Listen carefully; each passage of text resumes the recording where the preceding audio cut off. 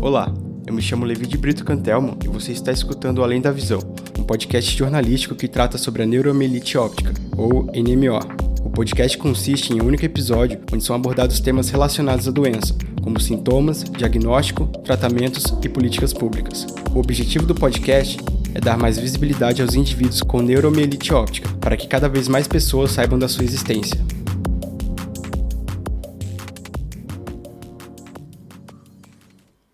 Esse podcast é fruto da minha experiência pessoal. Meu primeiro contato com a NMO foi em 2021, quando a minha mãe, Kézia de Brito Rosa, recebeu o diagnóstico depois de semanas manifestando os sintomas da doença. Na época, ninguém na família tinha sequer ouvido falar sobre neuromielite óptica. O baque foi maior quando descobrimos que, apesar de poder ser tratada, essa doença não tem cura. Ela acompanha o paciente para o resto da sua vida. Também conhecida como doença de De Vick, a NMO é uma doença inflamatória autoimune, caracterizada pelo envolvimento dos nervos ópticos e da medula espinhal.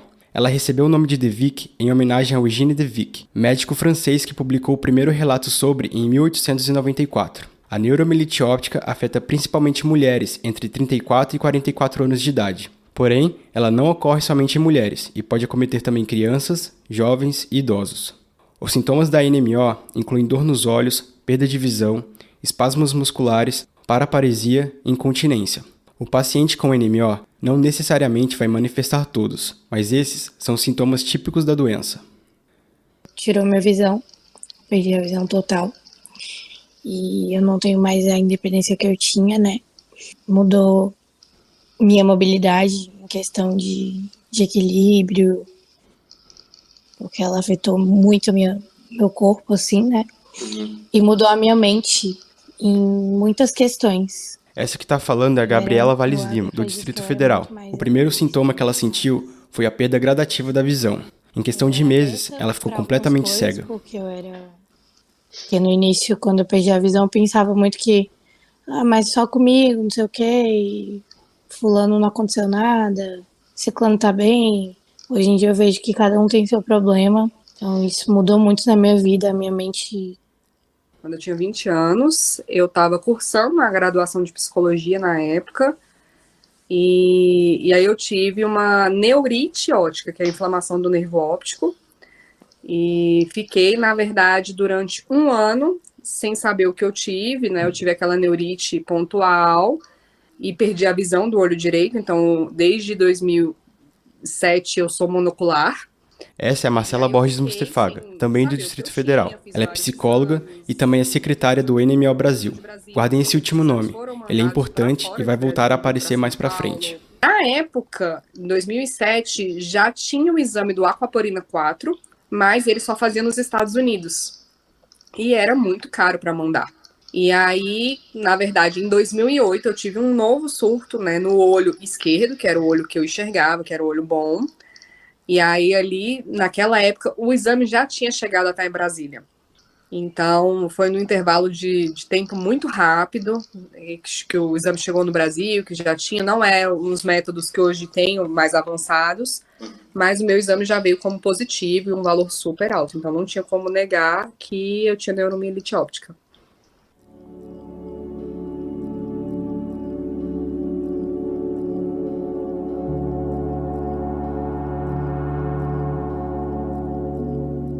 Agora que vocês já sabem que a NMO existe, está na hora de saber um pouco mais sobre essa doença. Para poder entender melhor a neuromielite óptica, conversei com dois especialistas da área. O primeiro é o neurologista e especialista em doenças autoimunes Matheus Pedro Vassen, que atua na cidade de Curitiba.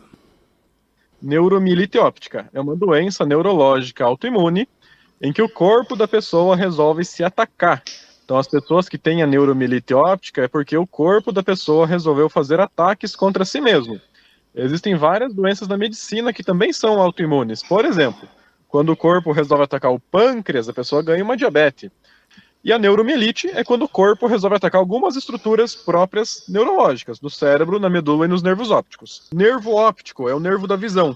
É o nervo que conecta o nosso olho, que conecta a nossa bola do olho, com o cérebro. É por meio dele que a gente consegue enxergar. Então, se a neuromielite atacar o nervo óptico da pessoa, a pessoa vai ter uma neurite óptica e pode ficar sem enxergar direito. A neuromielite também pode atacar o cérebro da pessoa. E a gente sabe que cada centímetro do nosso cérebro tem uma função. Então as sequelas, os sintomas são os mais variados possíveis de um ataque da neuromielite contra o cérebro, e tudo vai depender de qual é o local que foi atacado, qual é o centímetro certinho que foi machucado. E a neuromielite também pode atacar a medula da pessoa, a medula espinhal. E ali, se a neuromielite atacar, geralmente compromete a função dos braços, das pernas, da bexiga e a parte de sensibilidade do tórax e do abdômen. Eu já havia comentado um pouco sobre os sintomas da NMO, mas o que eu não falei ainda é que esses sintomas aparecem durante os chamados surtos. E os principais sintomas dos surtos, que são as manifestações agudas características da doença, eles acometem o nervo óptico e a medula espinhal. Então, geralmente, esse é o segundo especialista com quem conversei, o neurologista e neuroimunologista Caio de Serol, também de Curitiba. Causando, então, um déficit visual, que na maior parte das vezes na NMO é um déficit grave e pode ser bilateral ao mesmo tempo, ou seja, acometeu os dois olhos ao mesmo tempo. Já a parte da medula, elas geralmente tendem a ser mielites graves. Então, a inflamação da medula a gente chama de mielite, e as mielites graves, elas são mielites que acometem, então, a força, deixando o paciente com dificuldade de mover as pernas, ou até mesmo os braços e as pernas juntos, com alteração de sensibilidade importante, então, dificuldade de sentir de um ponto para baixo, então pode ser do umbigo para baixo, do peito para baixo, ou até do pescoço para baixo. E acomete também a parte esfincteriana, então dificuldade de controlar a urina, por exemplo, ou com retenção ou com incontinência urinária e prender o intestino. Em relação ao tratamento da doença no Brasil, a NMO é geralmente tratada com a junção de 2 medicamentos, o corticoide e a azatioprina.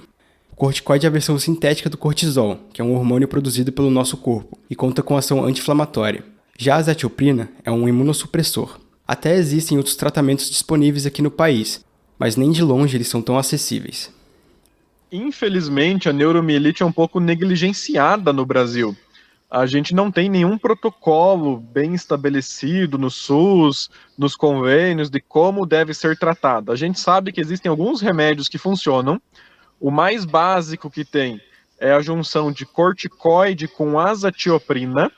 A azatioprina é um comprimido que se toma todos os dias e corticoide também é um comprimido que se toma todos os dias. Então esse é o tratamento mais básico que tem, que esses dois juntos funcionam como imunossupressores. Então eles abaixam a imunidade da pessoa e assim a imunidade ficando mais baixa, os ataques da doença autoimune também ficam mais fracos e podem parar de acontecer.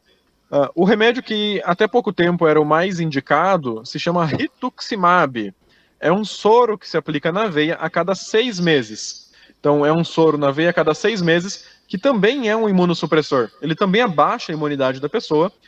É um remédio que tem melhores resultados do que o azatioprina e também tem maior segurança, então tem menos riscos do que o azatioprina. Então, mais recentemente, nesse último ano, tiveram 3 remédios novos que foram aprovados aqui no Brasil para o tratamento de neuromielite. O problema é que são caríssimos. Mas são os primeiros e únicos remédios com aprovação em bula, certinho, bonitinho, para neuromielite óptica. Um deles se chama Ultomiris, é um soro na veia a cada 2 meses. O outro se chama Inebilizumab, que é um soro na veia a cada 6 meses. E o outro se chama Satralizumab. Esse ainda não está completamente aprovado, mas são 3 remédios novos e num primeiro momento está difícil de conseguir, porque eles não estão nem no SUS, nem nos convênios. O diagnóstico de neuromielite óptica é crucial para o tratamento do paciente. Quanto mais cedo for identificada a doença, mais chances o indivíduo tem de evitar sequelas que podem durar a vida toda. Uma pessoa é diagnosticada com NMO quando é detectado nos exames a produção do anticorpo anti-aquaporina 4. Esse anticorpo foi descoberto em 2004 e é responsável pela maior parte dos casos de neuromielite óptica. O diagnóstico demorou. Eu tive em 2014 um surto no nervo óptico. Eu tive perda unilateral de visão no olho esquerdo. Fiquei totalmente sem enxergar 100%. E uma médica oftalmologista, ela cogitou que fosse esclerose múltipla. Me encaminhou para a pulsoterapia, saí sem enxergar, com diagnóstico inconclusivo. Cogitou-se que era a neuromielite óptica. Fiz o teste do anticorpo anti-aquaporina 4, deu negativo, então descartou a possibilidade que fosse NMO. Hoje sabe-se que mesmo negativo pode ser um falso negativo. Em 2017 tive O novamente... paraibano Alisson Viana é geógrafo e professor aposentado. Ao todo, levou 8 anos para ele receber o diagnóstico conclusivo de neuromielite óptica. O teste de anticorpo anticoporina 4 foi mais uma vez negativo. Então, não fechou o diagnóstico. Em 2019, quando parei de andar, aí sim, depois de um mês internado, com os protocolos diagnósticos que tem da neuromielite óptica, exame de imagem do cérebro que descarte uma outra doença como esclerose múltipla, lesões extensas na medula. Então, após 5 anos, eu tive o diagnóstico de neuromielite óptica e após 8, eu fiz o anticoporina no método CBA, o método celular, e aí sim, fechou o diagnóstico para neuromielite óptica. No caso de Alisson, o diagnóstico demorou para sair por causa da dificuldade de se diagnosticar a doença sem a presença da aquaporina 4.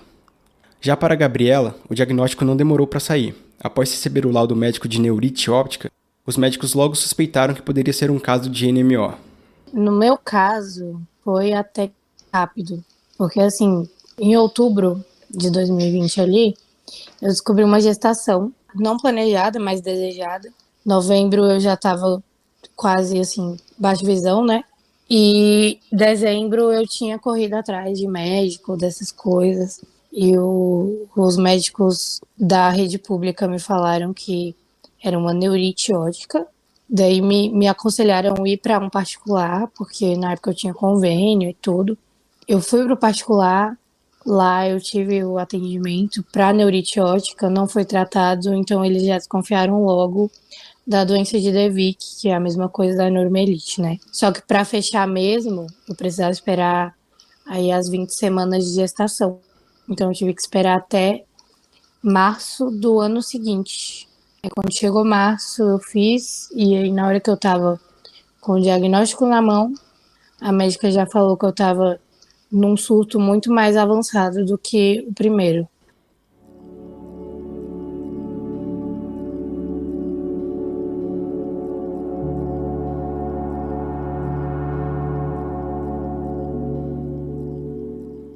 Quando eu decidi que faria um projeto pautando a neuromielite óptica, eu já tinha em mente que uma das dificuldades seria encontrar pacientes para entrevistar. Conversando com a minha tia sobre o projeto, ela me falou de um grupo chamado NMO Brasil. Ela me disse que encontrou o grupo pelo Facebook, logo depois que minha mãe foi diagnosticada. Decidi tentar entrar em contato, mandei mensagem pelo Instagram com o objetivo de entrevistar a presidente do projeto, a Daniele de Lemos Americano Freire, ou Dani Americano. Assim que expliquei meu trabalho, ela confirmou a entrevista. Foi a partir desse primeiro contato com a Dani que consegui conversar com a Gabriela, com a Marcela e com o Alisson.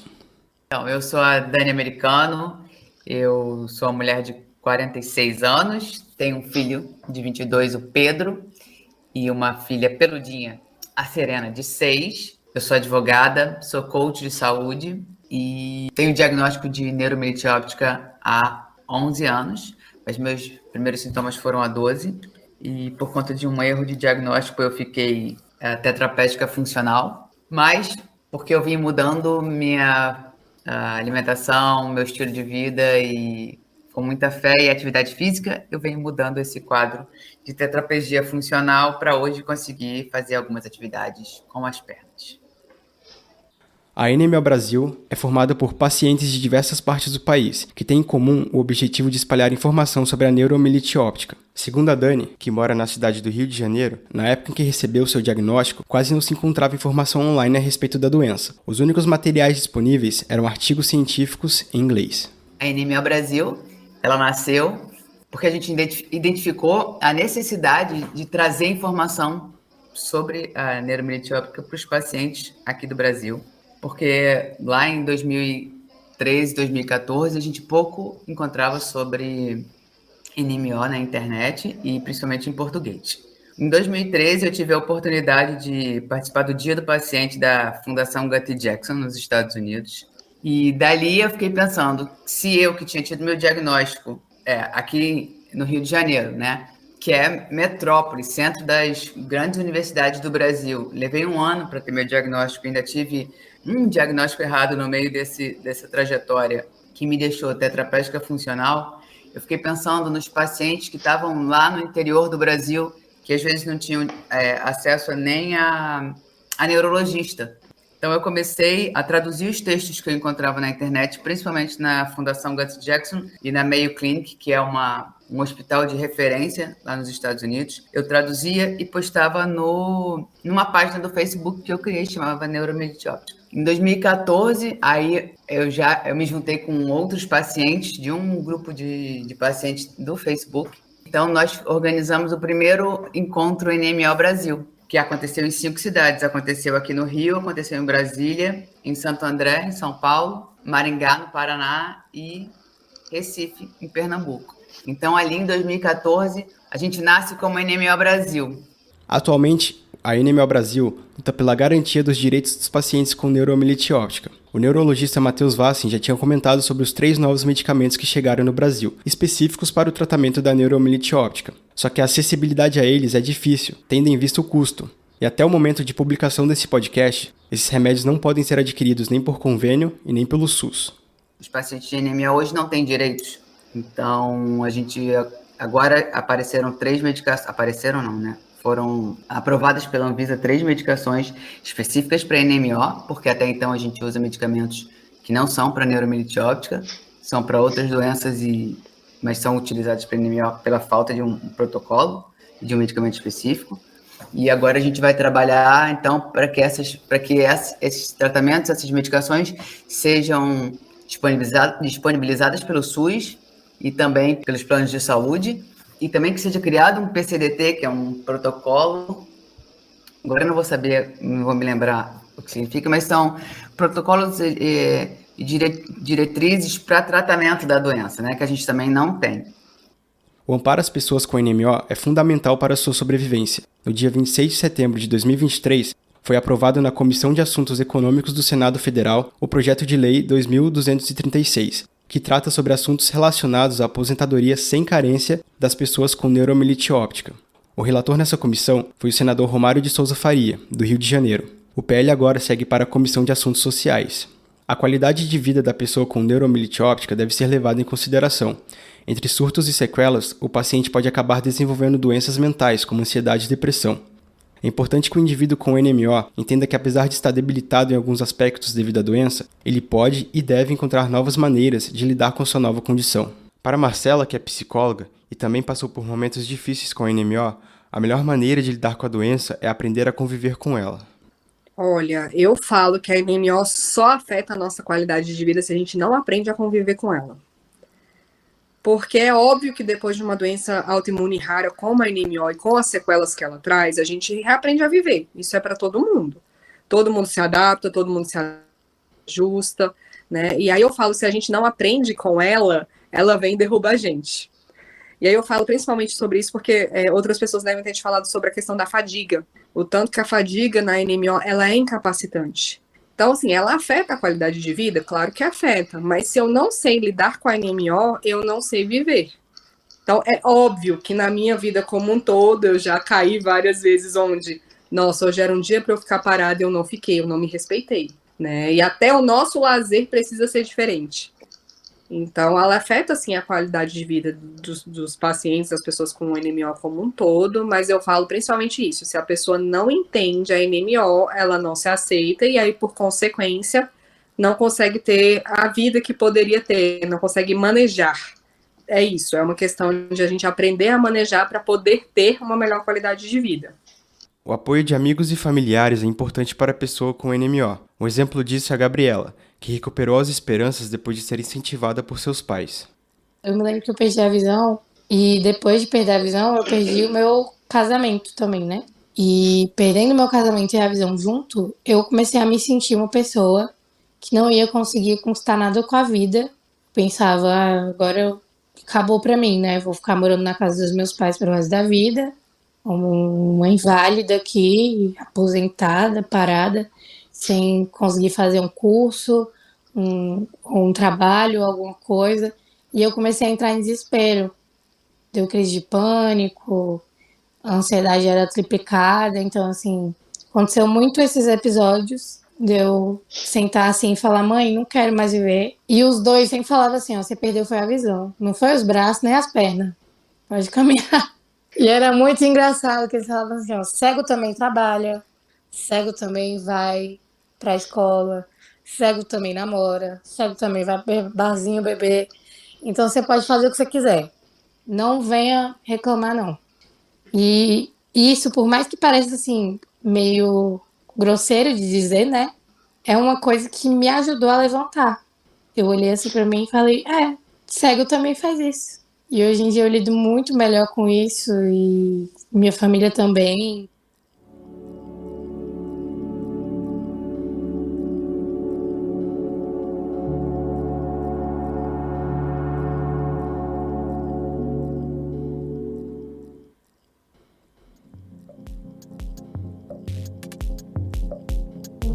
Obrigado por escutar o Além da Visão. O podcast só se tornou realidade por causa da minha mãe. Em uma de nossas conversas, ela me deu a ideia de fazer meu TCC sobre a neuromielite óptica. Em abril desse ano, 2023, a minha mãe faleceu devido a complicações durante a sua internação. Então, eu quero dedicar esse trabalho a ela, Kézia de Brito Rosa. Esse podcast faz parte de uma produção de conclusão de curso em jornalismo pela Universidade Estadual de Ponta Grossa. Produção, reportagem e pós-produção, Levi de Brito Cantel. Edição, Levi de Brito Cantel. Orientação, Felipe Simão Pontes.